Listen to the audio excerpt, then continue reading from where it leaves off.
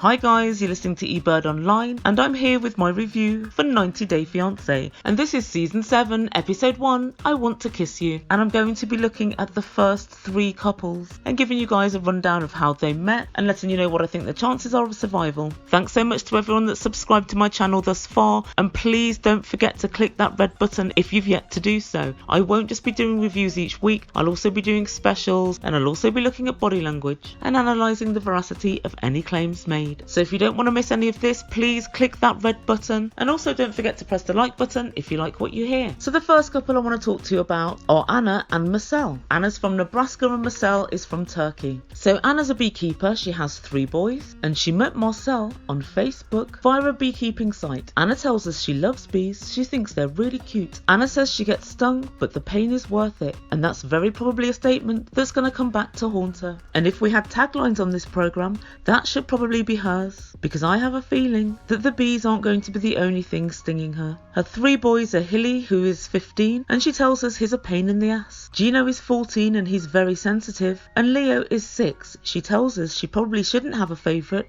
but she does, and it's little Leo. And to be fair, all her boys are quite cute, and as a single mum she tells us life is pretty difficult. She split up with their father about 2 years ago, and he was very controlling. She tells us she was looking for love and was using dating apps, but nothing came of that. Then when she met Mursel via Facebook, they started talking and there was an instant connection. A connection, you say? That's what's known as the internet. We're all connected by the internet, Anna. We're going to need a little bit more than that. And the eBird thinks this connection was sketchy at best, as they don't speak each other's language. She doesn't speak any Turkish and he only speaks essential English. Visa, marry, America, but seemingly not much else. But fortunately for him, he managed to understand what K1 meant. So these guys were chatting for about 2 months, and before they even met, he asked her to marry him and she agreed. And in a gargantuan understatement, she admits that she's taking a huge risk. And to be honest guys, huge risk, ridiculous decision, why split hairs? She's very worried about how Mursel will fit in with her boys, and at one point we see her getting bacon out of the fridge, and the oldest boy says,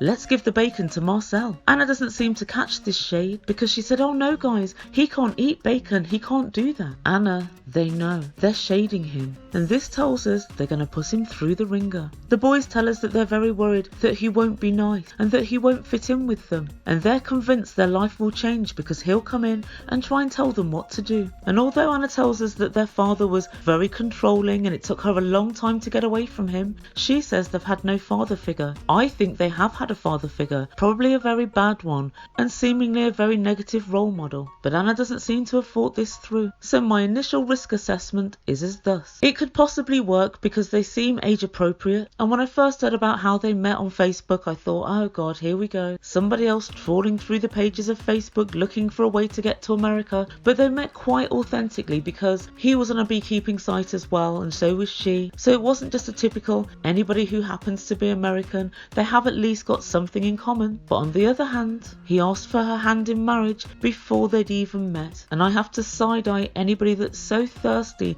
and so quick to want to make somebody their fiance. And it's also a big problem that they haven't met the boys before getting engaged and before him coming to America and moving in. So they've gone from a controlling and potentially bullying father figure to a father figure who doesn't even speak the same language. And if that weren't enough, Anna likes a drink, and she tells us, I like a glass or 3. And every time I hear that so-called joke, it leads me to the not unreasonable conclusion that you like a bottle or 3. And Mursel, well of course Mursel's a Muslim, he doesn't drink, but he doesn't realise just how much she does drink. So I have a feeling that Anna's going to get stung again, and not by the bees. Guys, let me know what you think about this couple. Are you positive about the chances of love, or do you think she's bitten off more than she can chew? So the next couple I'm going to talk about are Michael, who's 42 from Greenwich, and Juliana, who's 20 from Guyana, Brazil. Michael tells us he's a self-employed wine entrepreneur. He says he's very independent, and his business in wine consultancy sees him import and distribute wine. At this point he grinds to a halt and says he doesn't know what else to say because he doesn't want to seem douchey, and I'm glad about that because some rich guys do have a tendency to brag but Michael isn't one of them, and the Ebird is sick of douchebags. He goes on to tell us he earns an enormous amount of income and that he follows everything cool in the wine business. That's it, Michael, keep it non-douchey. Then he goes on to show us 4 or 5 beautiful sports cars he owns and is posing in front of them. At this point, Michael, I want to give you a warning. Be very careful because you're teetering on the edge of douchebag land. And then he decides to show us one of his possessions. Look at my cool watch, he says.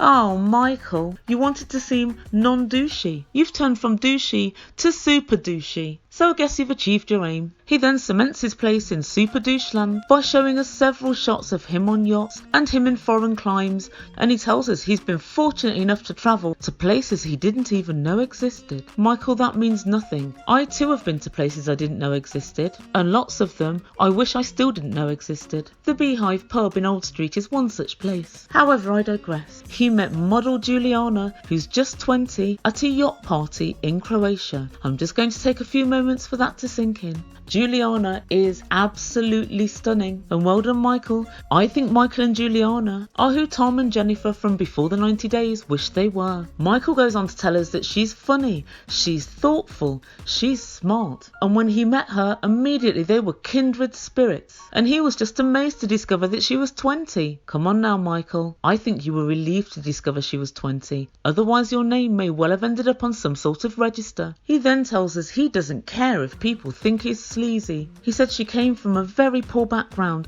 she was extremely impoverished and she's barely had any education, but with a stroke of good luck she was discovered by a modelling agency. And to be fair, Michael, it wasn't really a stroke of good luck, it's just that whoever discovered her had been given the gift of sight. I think even Helen Keller would have known this girl can model, and I wondered to myself if she was on a modelling shoot when he met her on the yacht in Croatia, or if the modelling agency had perhaps something else for her in mind. And then Michael goes on to explain he's a benevolent philanthropist because he's pledged to support her in her modelling. And honestly, the way he said it, it was as if he was pledging his support to Oxfam or Save the Children, which I guess in a way he kind of was. Go on, Michael, what a champ. No, that's it, champ. I said champ, not chump. He then goes on to tell us he's spent an awful lot of money on her, and his funding includes buying her anything she wants and giving her access to his credit card. His friends and family all think he's completely crazy because he's spent so much money on her, and he tells us it's an awful lot, but he doesn't want to lose her. Michael applied for a visitor's visa for Juliana to go to the US, but it was denied. So he asked her to marry him, she said yes, and he applied for a K1 visa. But there are potential problems on the horizon, and we discovered that he's only been divorced for 2 years, and he has split custody of his 2 children, 1 boy and 1 girl. They look about, I don't know, 6 and 8 maybe. He tells us it's the biggest risk he's taken in his life, and when we meet with his kids, they tell us they were blindsided by the engagement and they think it's somewhat rushed. His son also says that he considers Juliana's closer to them in age than she is to his dad. He says there's only 12 years between Juliana and I, so my risk assessment for Michael and Juliana is thus. On the negative side,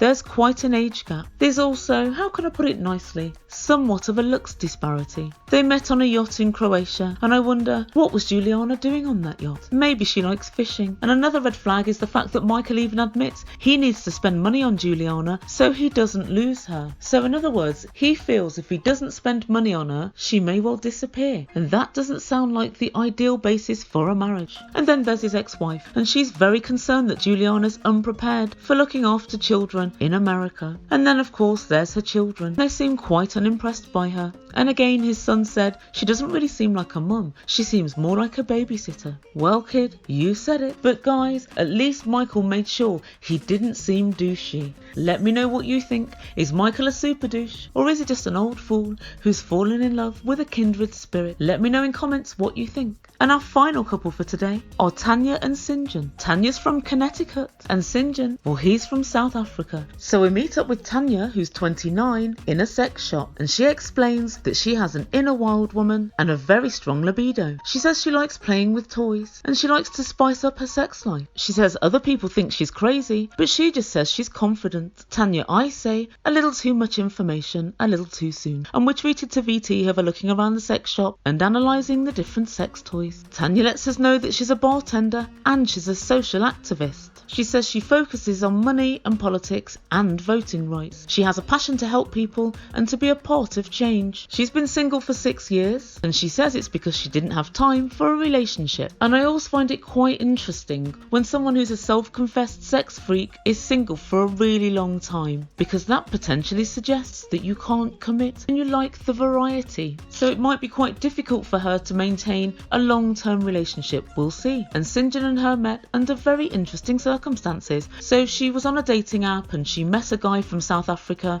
and so she flew out to see him on a whim. She stayed with him on the first day and apparently he was not the greatest, so she walked out. She took a suitcase and she left in the middle of the night, and she went to a bar all on her own. She saw Syngen working behind the bar. She tells us she saw him dancing and smiling and she knew he was the one for her. I say, Tanya, be careful. Whilst he was dancing and smiling, he was supposed to be working and cleaning and serving clients.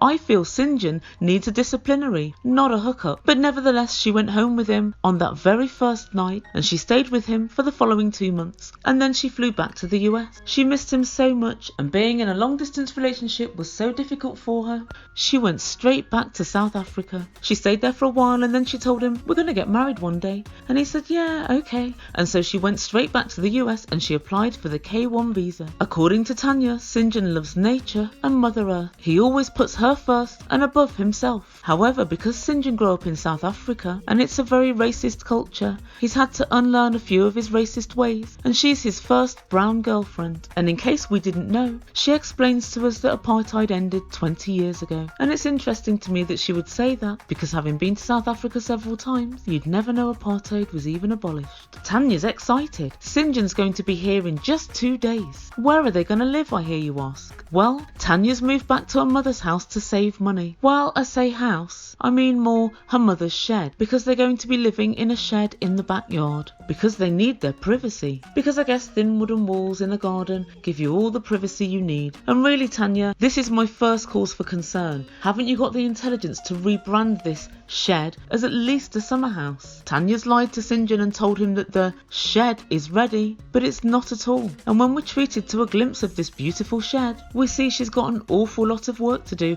and not much time to do it. Tanya's mother's met Syngen and she met him in South Africa last year, but she says she's worried that she thinks he may be a slacker. But she thinks that this might change because now he's got more opportunity to prosper because he's going to be in America. Tanya's mum, if he can't prosper in South Africa, I think it's going to be difficult for him anyway. At least half the population cannot read or write. If you've been treated to a good education and you can't prosper in that sort of an environment, I really don't know how he's going to be in America, where he's going to have real competition. And Tanya seems to be wearing rose-tinted spectacles because she tells us Syngen has coasted through life on his good looks. Really? Okay, girl. If you like it, I love it. And so let's get down to our final risk assessment. So the negatives are: 1, they're going to be living in a shed. 2, Syngen isn't really ready to have children at the moment, but Tanya wants them very soon. Syngen's apparently stubborn and Tanya's very spoiled and she's kind of a brat. But I think the biggest stumbling block is probably going to be one of ethnicity and just the perceptions that he has to get over that will have been built up during his time in South Africa. But the positives are